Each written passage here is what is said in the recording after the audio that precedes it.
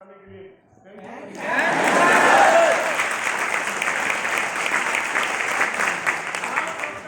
होना इस बात का सबूत है कि आप सब लोग अपने सपनों से बहुत प्यार करते हैं। आप सबके जीवन में कोई ना कोई बड़े सपने हैं, इसलिए आप यहाँ तक आए। ये सच है। और आप उन सपनों से प्यार भी बहुत करते हैं, क्योंकि अपलाइन से बुलाने में तो आप आए, अपलाइन से तो प्यार करते होंगे। आपका प्यार अपने सपनों से भी बहुत। मैं आज आपको ये वादा करता हूँ कि 1 घंटे के अंदर मैं आपके साथ कुछ ऐसी बात करने वाला हूँ और उसके बाद आपको एक इतनी बड़ी खुशखबरी देने वाला हूँ कि उसके बाद आपके सपनों को पूरा होने से दुनिया की कोई ताकत नहीं रोक सकती।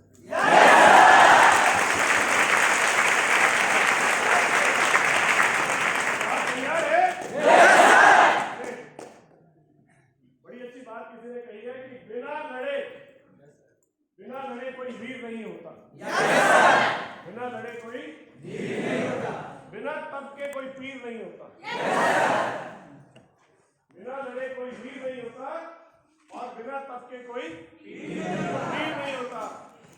जिस अपलाइन की नजरों में अपनी आंखों अपनी डाउनलाइन के लिए प्यार और नीर है, वो हर सफलता के लिए अपनी चुनौती को चीज कर देगा। ये तो क्या तैयार है उसके लिए? आगे आपसे बात शुरू करता हूँ दोस्तों।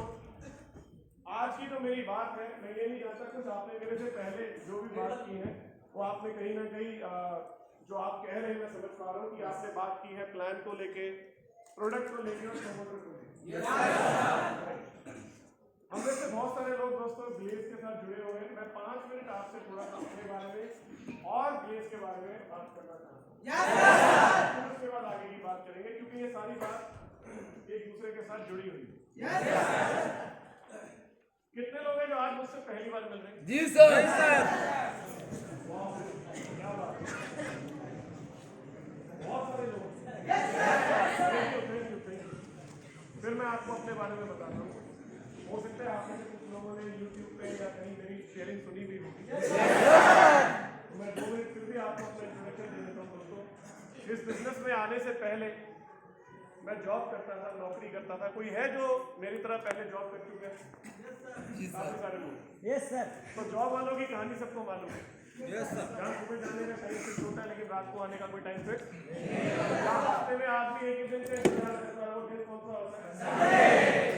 जहाँ महीने में 1 तारीख का इंतजार होता है क्योंकि 1 तारीख को सैलरी मिलती है। तो मेरी जीवन में भी जो कहानी थी कुछ ऐसी ही चल रही थी जैसी एक आम सर्विस क्लास की कहानी होती है। लेकिन आंखों में सपने बहुत बड़े थे, एम्बिशियस था, मैं बहुत ज्यादा जीवन में बहुत बड़ा पैसा कमाना चाहता था। मेरे जीवन में बदलाव तब आया जब मुझे इस बिजनेस को देखने का मौका मिला। मेरे बहुत अच्छे दोस्त, मेरे मित्र, मेरे बड़े भाई, जिनका नाम है मिस्टर चेतन भागवत।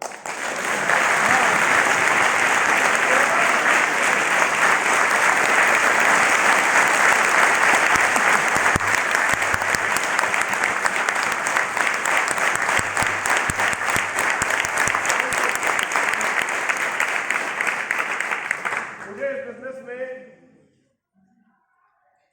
चेतन सर ने इंट्रोड्यूस किया था। वो यहाँ आने से पहले IIT और मेडिकल के बच्चों को कोचिंग देते थे, टीचर थे और पढ़ाया करते थे। जो लोग इंजीनियर और डॉक्टर बनते हैं ना, उनकी तैयारी वो करवाते थे और खुद भी बहुत पढ़े लिखे और बहुत समझदार इंसान है वो।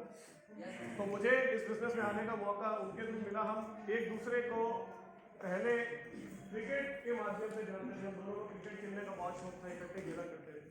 आप में से बहुत सारे लोगों को शौक होगा। तो मुझे मौका मिला। मेरे और आपके देखने में फर्क सिर्फ इतना है कि हो सकता है जब आपने इस प्लान को देखा हो तो किसी फ्रेंचाइजी में देखा हो ना, या ऐसी जगह देखा हो जहाँ और भी बहुत सारे लोग हैं। जब आए होंगे तो आपने किसी न किसी फ्रेंचाइजी में देखा होगा प्लान। जब मैंने देखा था उसे दिल्ली ऑफिस में देखा था क्योंकि मैं दिल्ली में रहता हूँ। और जब मैं गया था प्लान देखने के लिए पूरे ऑफिस में 2 ही लोग थे, एक मैं और एक चेतन। तीसरा कोई। उस समय हम बात करते थे कि ये बिजनेस में बहुत बड़ा पैसा है, ये बिजनेस में बहुत बड़ी कामयाबी है और उसको समझाना और समझना उस समय इसलिए मुश्किल था क्योंकि ऑफिस खाली था। का भी किसी का चेक नहीं था, ना ही बहुत सारे प्रोडक्ट थे, कुछ भी नहीं था, सिर्फ खाली ऑफिस चार्ज हमारे, एक नाम लिखा हुआ glaze trading India private limited. और आप लोगों को कहते थे कि साहब आने वाले टाइम पर बहुत बड़ी तरक्की होगी। जब मैंने इस बिजनेस को देखा तो उसे समझना बड़ा मुश्किल था। आज तो जितने लीडर यहाँ इकट्ठे हुए हैं उतने टोटल लोग नहीं होते थे पहले साल के। इतना बड़ा संघर्ष था शुरू में। आपको क्या लगता है आज ज्यादा मुश्किल है या तब ज्यादा मुश्किल था? आप यकीन माने, हम जब किसी को बोलते थे ना पेपर पे कि पहले आप बीडी बनेंगे, फिर एडी बनेंगे, फिर मास्टर बनेंगे, तो जब हम समझाते थे तो लोग ना हमें हंस के देखते थे, तो पूछते रहे भाई साहब लोग कहाँ हैं? आप देखिए मैं किसी को प्लान दे रहा हूँ, लोग कहते हैं भाई साहब आप तो अकेले हो, हमें तो कोई मास्टर नहीं दिख रहा। और कितना पैसा कमाया आपने? तो हम कहते थे आज नहीं कमाया लेकिन कमाएंगे। फिर वो कहता था पहले आप कमा लो तब हम आएंगे। तरह तरह की बात, तरह तरह के डाउट होते थे। शुरुआत बहुत ज्यादा आसान नहीं थी दोस्तों, लेकिन उसके बावजूद अगर आज आप देखें तो ग्लेज का जो परिवार है वो इतना बड़ा है, इतना हरा भरा है। जितनी मुश्किलें हैं उसके बावजूद भी आज इस हॉल में खचाखच भरे होना एक बात का सबूत है कि ग्लेज के जो लीडर्स हैं, ग्लेज के जो कमांडोज हैं, ग्लेज के जो आप सब लोग इकट्ठे हुए हैं, इनमें जान अभी भी बाकी है। और जो इतना सब होने के बाद भी बच गया और आज इस हॉल में आ गया, अब तो उसे कामयाब होने से कोई नहीं रोक सकता।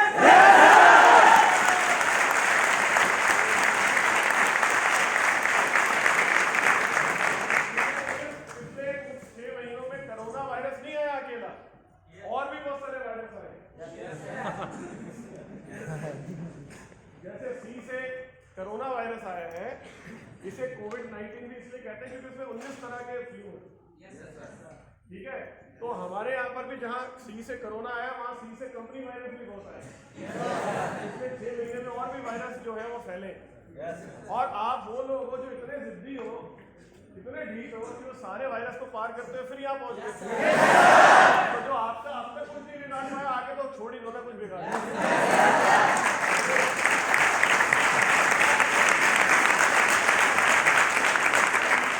हम आगे की बात करते हैं। मैंने जब इस बिजनेस को देखने के बाद शुरू करने के बाद शुरुआत आसान नहीं थी।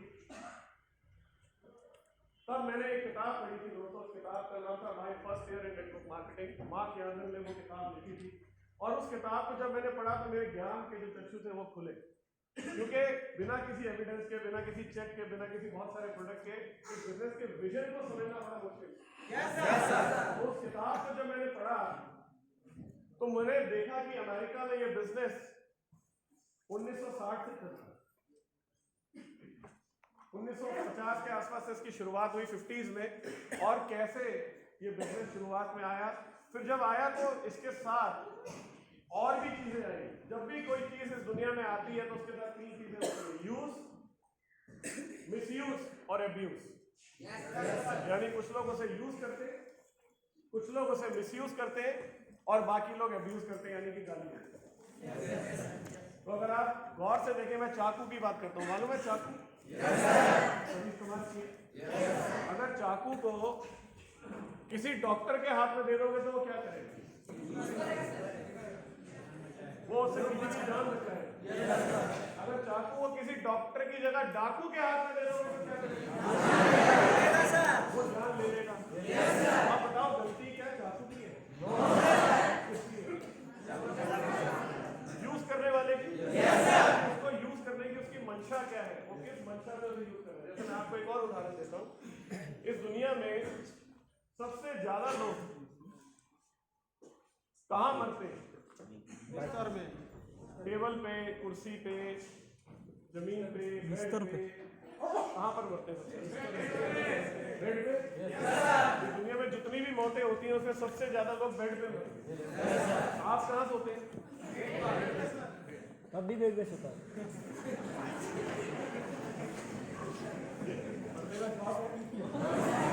आपको मालूम है सबसे ज्यादा लोग बेड पे मरते हैं, फिर भी आप बेड पे सोते हैं, क्यों?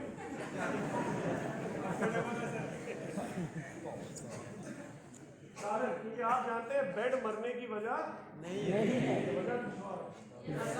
हो सकता है आज तक आपको नहीं पता था, आज पता लग गया। आप कहाँ सोएंगे रात में? तो जो डायरेक्ट सेलिंग है दोस्तों, वो किसी के फेल होने का कारण नहीं है। There is never a bad game, there are just bad players. Yes कोई भी गेम खराब नहीं है। खिलाड़ी जो है ना, अब फुटबॉल खेलने से कई बार आदमी को चोट लगती है, फुटबॉल खेलने से कई बार आदमी की टांग भी टूट जाती है। तो क्या गलती फुटबॉल की? गलत तरीके से लोग तो फुटबॉल तब भी खेलते हैं। उसी तरह से डायरेक्ट सेलिंग में पिछले 6-8 महीनों में बहुत सारे ऐसे लोग जिन्होंने खुद जीवन में कभी ढंग से डायरेक्ट सेलिंग नहीं की, खुद कभी बहुत सारा नेटवर्क नहीं खड़ा किया, अब उन्होंने कंपनी खड़ी कर ली। जो आदमी नेटवर्क नहीं चला पाया, उसको लगता है वो कंपनी चला लेगा। लेकिन होता क्या है, बहुत सारे लुभावने शुरू के अंदर ऑफर मिलती है, लेकिन हम लोगों को ऑफर बहुत पसंद है। कहीं भी ऑफर मिले अपने को लगता है हाँ ये। एक पीछे बड़ा अच्छा वीडियो था, वो शायद अगर आपने देखा हो, किसी ग्रुप में मैं आया था, हमारे एक साथी है रोहित शर्मा, उन्होंने डाला था एक आदमी शटर के नीचे से कुछ डालता है तो वो 2 निकाल के वापस आया। मान लीजिए उसने 1 पीस ब्रेड का डाला तो 2 पीस ब्रेड के, उसने 1 रोटी अंदर दी तो शटर के नीचे, शटर को कहते हैं ना दुकान का, उसके नीचे से किसी ने 2 रोटी वापस कर दी। उसने एक पानी की बोतल दी, 2 पानी की बोतल बाहर आ गई। उसने कहा यार ये सही मशीन है। उसने क्या किया, शटर के नीचे से 5 रुपए का नोट डाला, 2 5 के बाहर आ गए। अब उसने 2 10 के डाले, 2 10 के बाहर आ गए। फिर उसने 2 50 के डाले, 2 50 के भी बाहर आ गए। आवाज आ रही है? उसने 2 100 के डाले, 2 100 के भी बाहर आ गए। जरा मस्त। अब उसने 4 500 के नोट डाल दिए तो 4 के आगे आ गए। अब उसने बोला ये मस्त किया। उसने क्या किया, 2000 के 50 नोट अंदर डाल दिए, रोटी वापस दी। तो होता यही है दोस्तों। और क्यों होता है, किस लिए होता है, मैं आपको वो भी बताऊंगा उसके कारण क्या। हालांकि इसके ऊपर बहुत लंबी बात अभी आपके साथ कुछ करने की। क्या आपको उनकी बात समझ में आई होगी? मैं आपसे आज जिस विषय पे बात करना चाहता हूँ वो ये है कि ना, मान लीजिए आपके हाथ में पत्थर है और वो चमक रहा है और आप ये नहीं जानते कि वो हीरा है, तो वो आपके लिए क्या है? राइट। तो जब आप किसी को ऑफर करेंगे तो क्या ऑफर करेंगे? पत्थर का हीरा। अगर ग्लेज वो पत्थर है जो चमक है और आप ये नहीं जानते कि वो हीरा है, तो आप किसी को हीरा दे ही नहीं सकते। सबसे पहले खुद को पता होना चाहिए कि मेरे पास क्या है। यस और नो? अगर आज कोई आके आपसे कहे कि आपका भाई चोर है, तो क्या आप मान लेंगे? आपको बोले कि आपके जो पति है या आपकी जो पत्नी है वो बेईमान है, क्या आप मान लेंगे? क्यों? क्योंकि आप जानते हैं ऐसा वो राइट।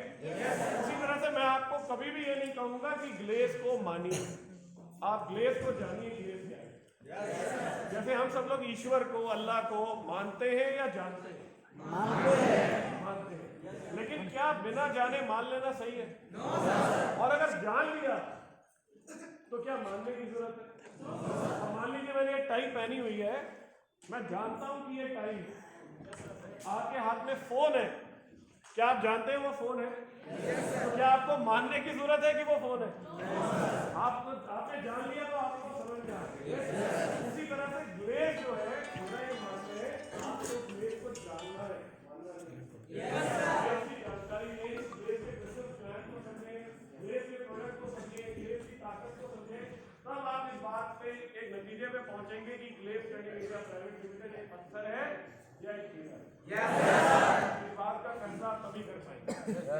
हम लोगों को काम करते हुए 2003 से अब तक कितने साल हो गए? 17 साल हो गए। कंपनी का हम आगे 18वें साल, यानी इस साल हम एडल्ट हो गए। 18 साल के बाद आदमी को वोट देने का हक मिल जाता है। Glaze trading India private limited एक डायरेक्ट सेलिंग कंपनी है जो कि पिछले 17 सालों से सफलतापूर्वक काम करती रही है। हमारी प्रोडक्ट श्रृंखला धीरे धीरे करते हुए बहुत सारे सेगमेंट में चली गई है और ऑलमोस्ट आधे पौने घंटे के बाद हम कहाँ जाने वाले हैं मैं आपको वो भी बताता हूँ। मुझे लगता है कि अगर मैं इस बात को आज पीछे से शुरू करता हूँ तो भी बेटर रहेगा। Yes sir. चलिए कोई बात नहीं, उसके साथ साथ आपको बता देता हूँ, आपकी जानकारी के लिए हजारों कंपनियां हर महीने नई खुलती हैं डायरेक्ट सेलिंग की, और इतनी बंद भी हो जाती है। लेकिन मुश्किल से 20 के आसपास ऐसी कंपनी है जो IDFC की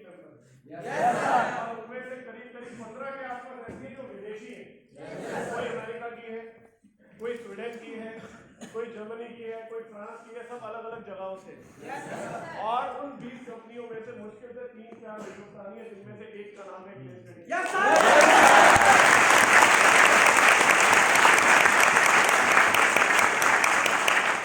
और जब मैं आईडीएसए की बात करता हूं तो आईडीएसए जैसे इंडिया को रिप्रेजेंट करती है, आईडीएसए जिस बॉडी के साथ जुड़ी हुई है, जिस मेन स्ट्रक्चर के साथ जुड़ी हुई है, उसका नाम है WFDSA, राइट? यानी WFDSA के अंदर कौन कौन आते हैं? Australian direct association, American direct selling association, Singapore direct selling association, Malaysia direct association, Thailand direct selling association. इस तरह की जितनी भी ऑल ओवर वर्ल्ड में जहां तक डायरेक्ट सेलिंग चल रही है, वहां की जितनी भी मेन ऑर्गेनाइजेशन है वो सब WFDSA की मेंबर है, और आईडीएसए भी उसकी मेंबर है। जैसे अमेरिका की है, ऑस्ट्रेलिया की है, थाईलैंड की है, मलेशिया की है, सिंगापुर की है, उस तरह से आईडीएसए है, और हम लोग एक तरह से WFDSA के साथ है क्योंकि हम आईडीएसए के मेंबर हैं।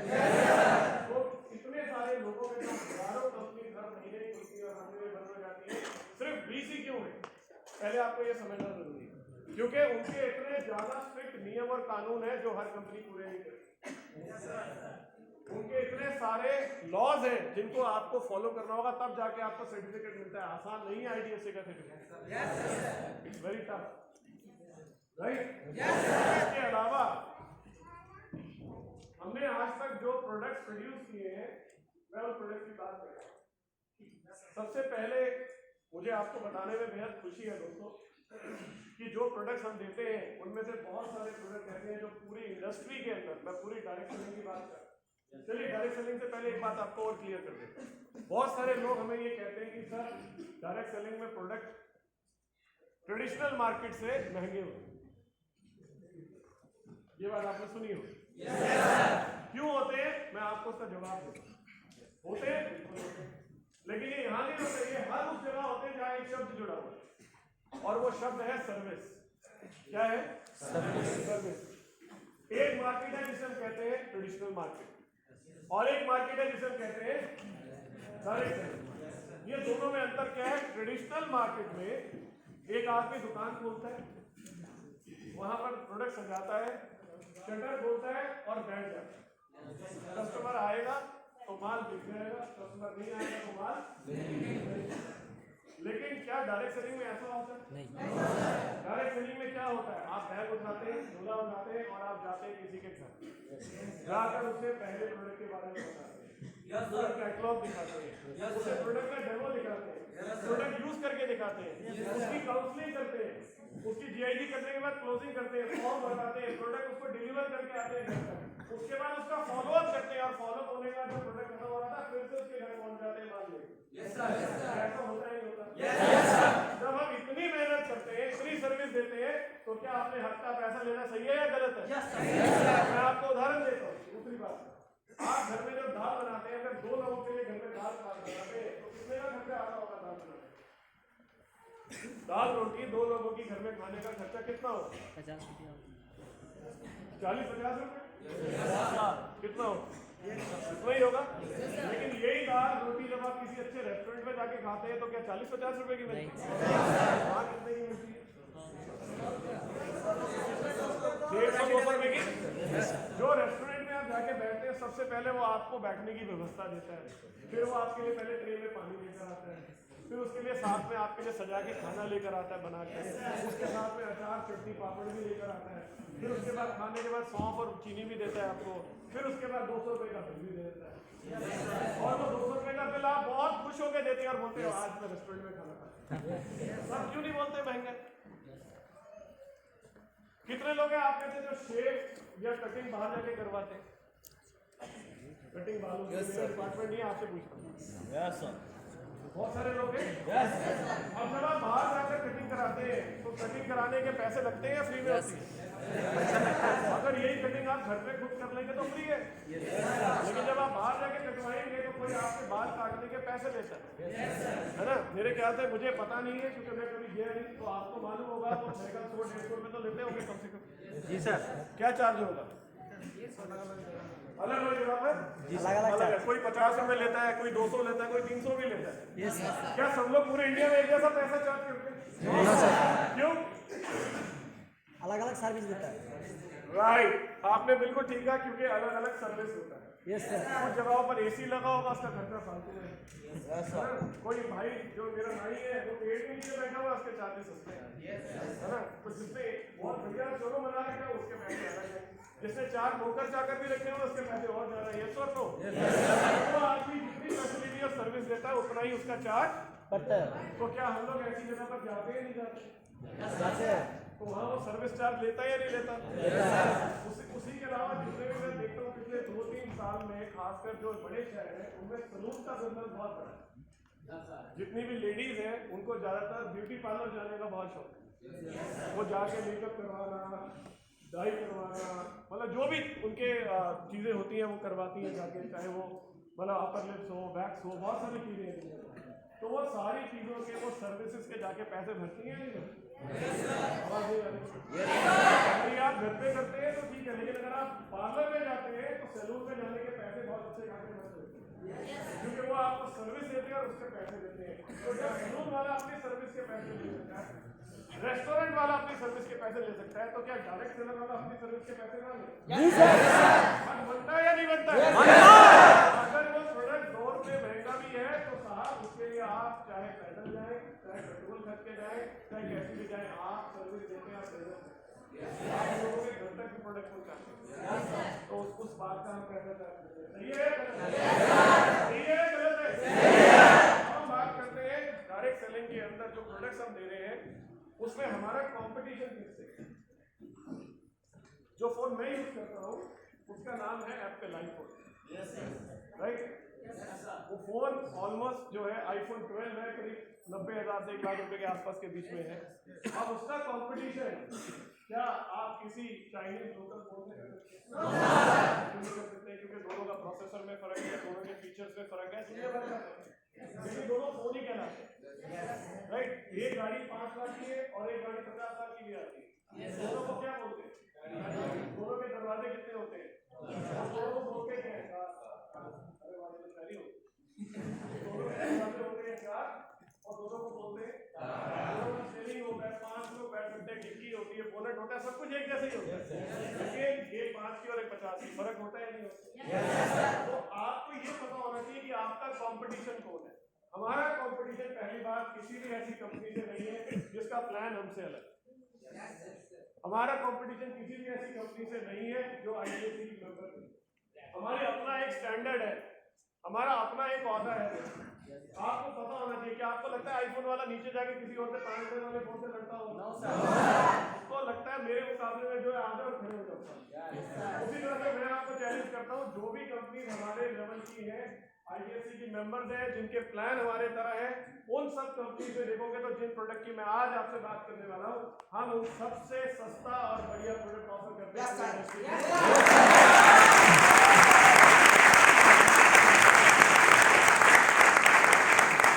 पहले अपने आप को समझ तो लो, हम हैं कौन?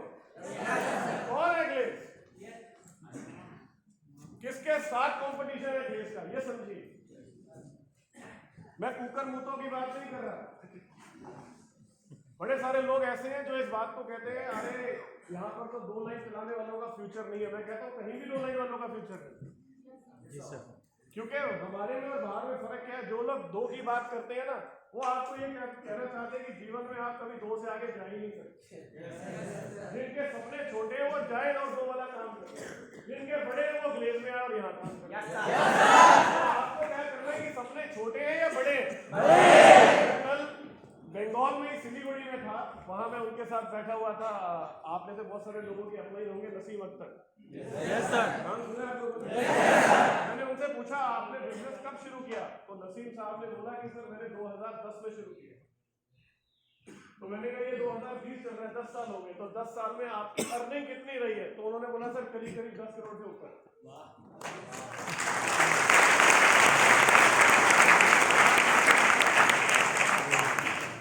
अब आप जिन 2 वालों की बात कर रहे हैं उनको बोलिए 10 साल में दिखाएं 10 करोड़ वाला बंदा। कोई एक कंपनी दिखाएं जो 20 साल से चल रही हो, जो बोले हम 2 पे खेल चल रहे हैं। अरे ये तो बहुत साधारण गणित है भाई। अगर 2 फैक्ट्री से मैं 2 लाख कमा सकता हूँ और मुझे 4 कमाना है तो कितनी लगानी पड़ेगी? लेकिन वहां तो लग ही नहीं सकती। फिर वो कहते जीवन भर आप 2 में ही रहोगे। तो जिसने बंद के रहना है वो तो बात कुछ भी कर ले, लेकिन जिसको आजादी चाहिए वो देश में है।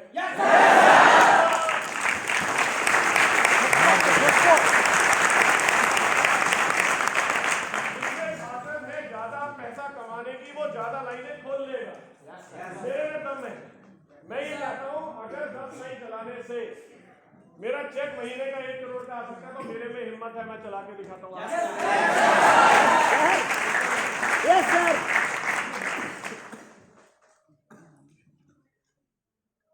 अब हम बात करते हैं प्रोडक्ट की दोस्तों। हमारा जो पहला प्रोडक्ट है मैं आपके साथ फंडे क्लियर करके जाऊंगा। एक बात आपको क्लियर कर देता हूं।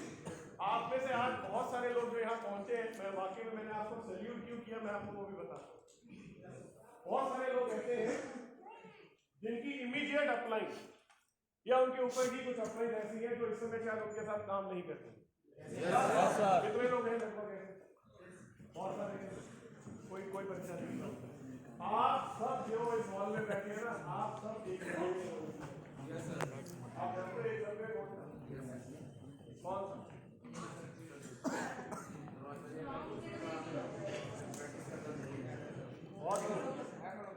बहुत एक लाख है ना? अभी बंगाली में भी एक गाना ना, तुम ही एकला चलो रे। सुना एकला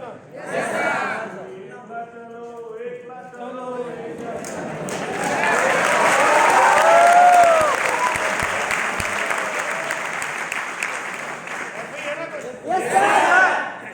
খুব ভালো।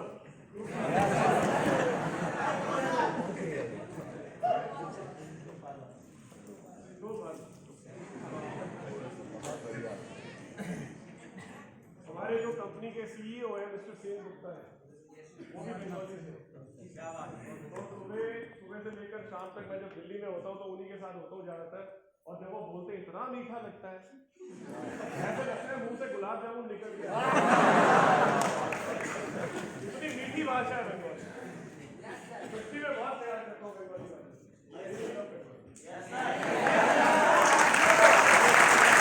Thank you sir, thank you. तो अगर जीवन में आगे बढ़ना है तो एकलव्य बनना पड़ेगा। वाह।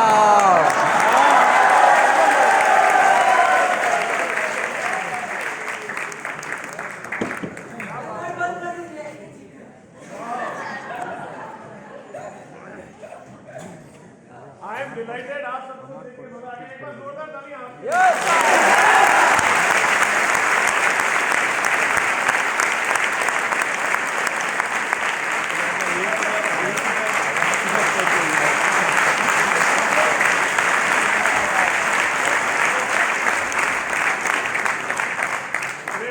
Yes sir.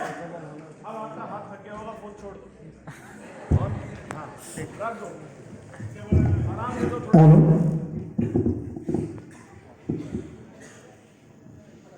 बिना माइक के कर लो ना सर, माइक में अच्छा ऊपर आ जाओ। Yes sir.